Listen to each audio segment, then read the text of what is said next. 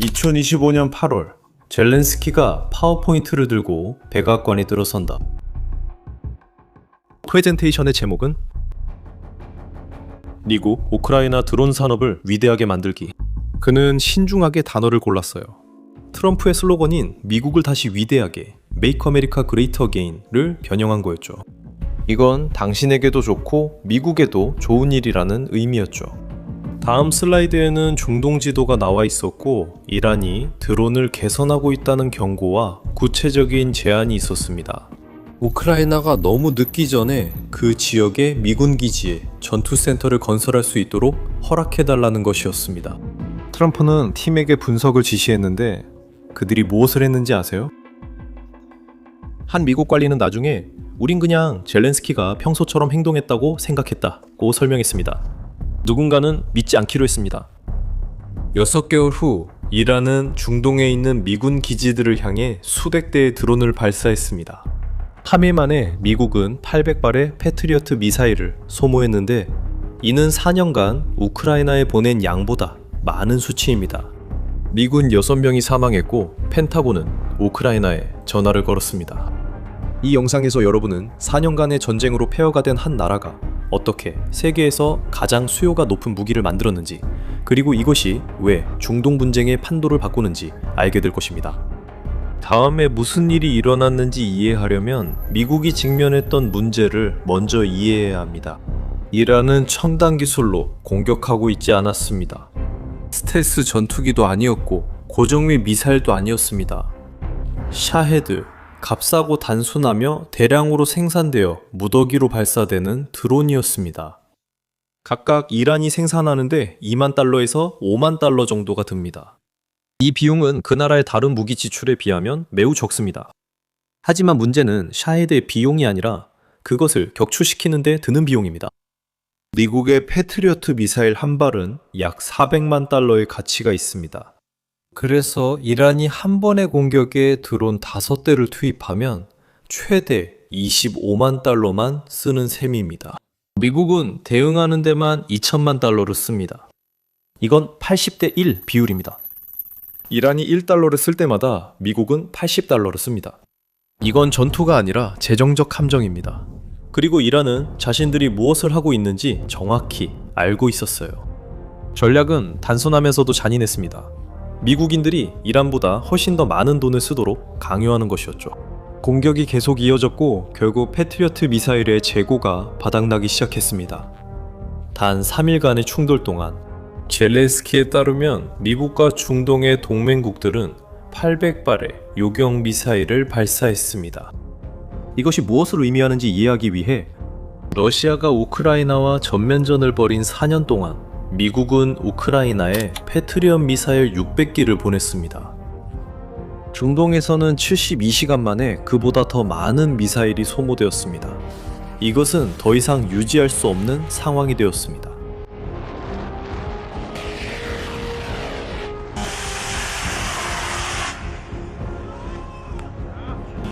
그리고 바로 그때 펜타곤은 약 6개월 전에 무시했던 그 프레젠테이션을 떠올렸습니다.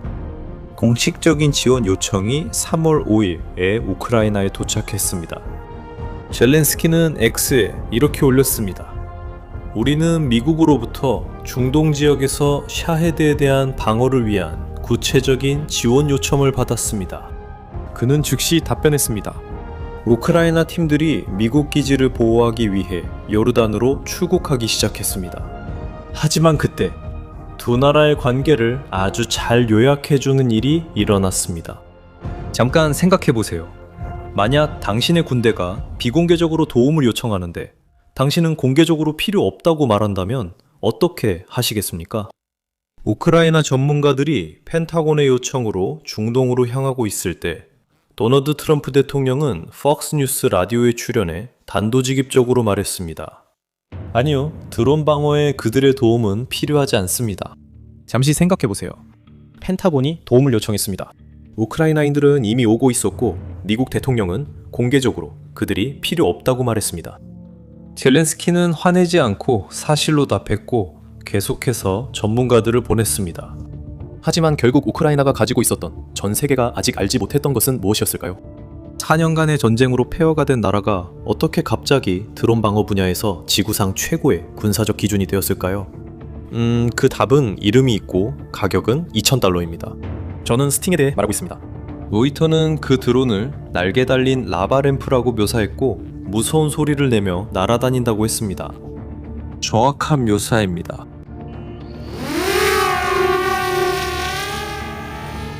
네 개의 프로펠러가 달린 총알 모양의 드론으로 3D 프린터로 제작되었습니다. 모터가 위쪽이 아니라 앞쪽을 향하고 있습니다. 이 드론은 우아한 비행이 아니라 목표물을 빠르게 추격해 목적지 도달 전 붙잡기 위해 설계됐습니다. Да, все снято.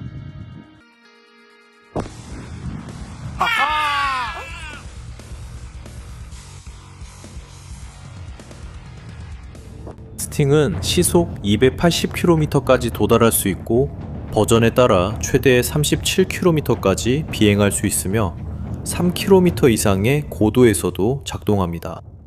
이 드론은 열화상 카메라를 탑재하고 있어서 안개가 끼거나 시야가 좋지 않은 한밤중에도 샤헤드의 엔진열을 감지할 수 있습니다. 목표를 발견하면 인공지능을 사용해 비행 마지막 구간에서 스스로 목표를 추적해 라곤합니다. 조종사는 직접 충돌시켜 파괴할 수도 있고 정확한 순간에 폭발을 작동시킬 수도 있습니다. 폭발물의 무게는 500g으로 비용을 낮게 유지할 만큼 작으면서도 샤헤드를 파괴하기에 충분히 큽니다. 이제 말해보세요. 우크라이나가 개발한 이 솔루션으로 이런 드론 하나를 격추하는데 비용이 얼마나 들 것 같습니까? 제가 이 사실을 알았을 때 정말 놀랐습니다. 생산 비용은 대략 1,000에서 2,500달러 정도입니다. 이 드론을 조종하는 사람은 군사학교를 졸업한 전문가가 아닙니다. FPV 드론 조종 경험이 있는 파일럿이라면 3, 4일 정도 훈련하면 스팅그를 사용할 수 있습니다. 그리고 우크라이나에서는 4년간의 드론 전쟁 끝에 이런 파일럿들이 어디에나 있습니다. 그중 한 명은 파스쿠드니크라고 불립니다. 그게 그의 전쟁 이름입니다. 우크라이나어로 불쾌한 남자라는 뜻입니다. 전쟁 전에는 그는 목수였습니다. 오늘날 그는 개조된 밴 안에서 스팅을 조작합니다. 그 밴은 탁 트인 들판에 주차되어 있고 12명에서 15명 정도의 팀원들 이 몇 킬로미터 반경에 흩어져 있으며 레이더 지원을 받고 있습니다. 로이터가 실제 전투에서 드론을 조종하는 것이 어떤 느낌이냐고 물었을 때 파스코드니크는 유일하게 말이 되는 대답을 했습니다. 말로는 설명할 수 없습니다. 직접 느껴봐야 합니다. 숫자가 이를 증명합니다. 2025년 6월 대규모로 실전에 투입된 이후 스팅은 거의 4,000대에 달하는 러시아 드론을 격추시켰습니다. 그의 12월 스팅은 세계 최초로 제트 엔진 버전의 러시아 샤헤드인 계란 3를 격추한 요격기였습니다. 그리고 대부분의 기존 방어 체계가 대응하기엔 너무 빠르게 날아갑니다. 2026년 1월 우크라이나 요격기들은 우크라이나 수도 키이우 상공에서 격추된 모든 샤헤드 중 70%를 담당했습니다. 미사일이나 대공포가 아니라 2,000달러짜리 드론이었습니다. 그리고 바로 여기서 수학이 모든 것을 바꿉니다. 이라는 아주 단순한 계산을 바탕으로 전략을 세웠습니다. 값싼 드론이 비싼 대응을 강요한다는 것입니다. 패트리어트 미사일로는 이 논리가 완벽하게 통했지만 스팅으로는 상황이 완전히 뒤바뀝니다. 5대의 샤헤드 드론 한 그룹은 이란에 약 25만 달러가 들지만 미국이 패트리어트 미사일로 대응할 때는 2천만 달러가 들었습니다. 하지만 스팅을 사용할 경우 미국은 5천에서 1만 달러만 쓰게 됩니다. 갑자기 재정적으로 유리해진 쪽은 미국이고 이제는 이란이 공격할 때마다 돈을 낭비하게 된 것입니다. 이란이 스스로 설치한 함정이 결국 자기 자신을 올가맨 셈입니다. 그리고 이 해결책을 찾아낸 것은 세계에서 가장 큰 군사 예산을 가진 나라가 아니었습니다. 그것은 돈도 없고 충분한 미사일도 없고 확실한 지원도 없는 나라였으며 스스로 문제를 해결해야 했던 나라였습니다. 하지만 젤렌스키가 중동에 가져간 것은 단지 값싼 드론만이 아니었습니다. 2026년 3월 17일 그는 런던의 영국 의회에서 의원들, 나토 지도자들, 그리고 국제 언론 앞에서 연설했습니다. 그는 지원 요청이 아니라 우크라이나의 성과를 알리러 갔습니다. 그는 의회에서 이렇게 말했습니다. 지금 이 순간 중동과 걸프 지역에는 201명의 우크라이나인이 있고 또 다른 34명은 출발할 준비가 되어 있습니다.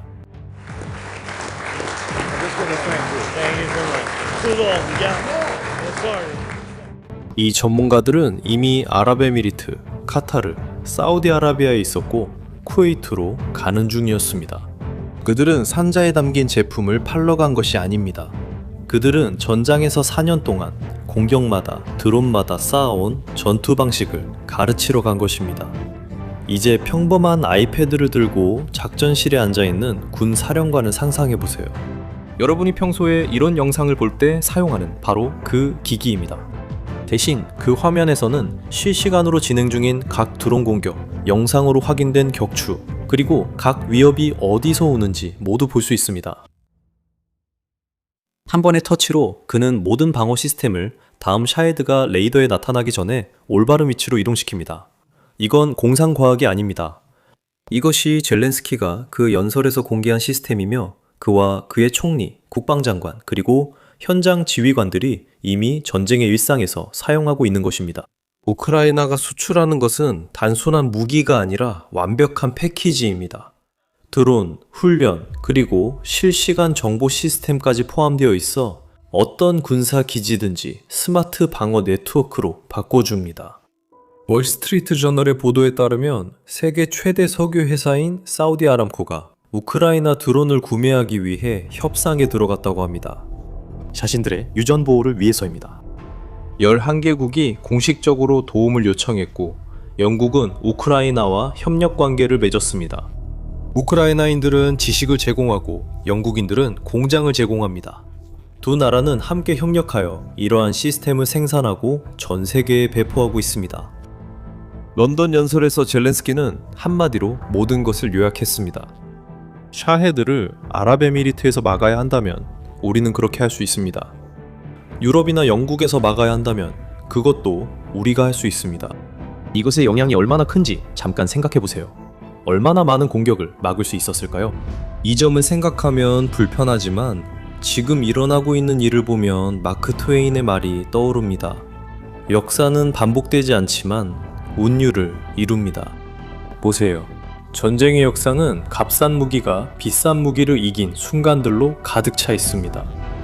새 총이 칼을 이기고 머스킷 총이 갑옷을 이기고 2,000달러짜리 드론, 이 400만 달러짜리 미사일을 이깁니다. 항상 반복되는 패턴이 있으며 이를 먼저 배우는 사람이 유리합니다. 2025년 8월 젤렌스키는 파워포인트를 들고 백악관에 들어갔지만 젤렌스키는 역시 젤렌스키라는 말을 듣고 빈손으로 돌아갔습니다. 2026년 3월 영국 의회에서 그는 매우 의미심장한 말을 했습니다. 러시아와 이란의 정권은 증오로 맺어진 형제이며 그렇기 때문에 함께 싸우는 형제입니다. 우리는 증오로 세워진 정권이 어떤 일에도 절대 승리하지 않길 바랍니다. 잠시 생각해보세요. 우리는 여전히 전쟁 중인 나라에 대해 이야기하고 있으며 이 나라는 패트리어트 미사일을 충분히 받지 못했습니다. 백악관에서 외면받던 나라입니다. 다른 선택지가 없어서 스스로 해결책을 만들어야 했고 그 해결책을 지구상에서 가장 주목받는 군사기술 중 하나로 바꾼 나라입니다. 보시다시피 우크라이나는 존중받기를 기다리지 않고 행동했습니다. 우크라이나는 행동했고 전 세계가 그것으로부터 배우고 있습니다. 이제 저는 당신의 의견이 궁금합니다. 당신은 만약 미국이 2025년 8월에 젤렌스키의 제안을 받아들였다면 중동의 분쟁이 다른 방향으로 흘러갔을 것이라고 생각합니까? 댓글로 의견을 남겨주세요. 이 내용이 당신에게 생각할 거리를 주었다면 이런 주제에 관심 있는 사람과 공유해주세요. 그리고 아직 채널을 구독하지 않았다면 지금이 바로 그 순간입니다. 이 갈등은 언론이 따라잡을 수 없을 만큼 빠르게 변화하고 있습니다. 무슨 일이 일어나고 있는지 알고 싶다면 어디서 찾아야 하는지 이미 아시죠? 다음에 뵙겠습니다.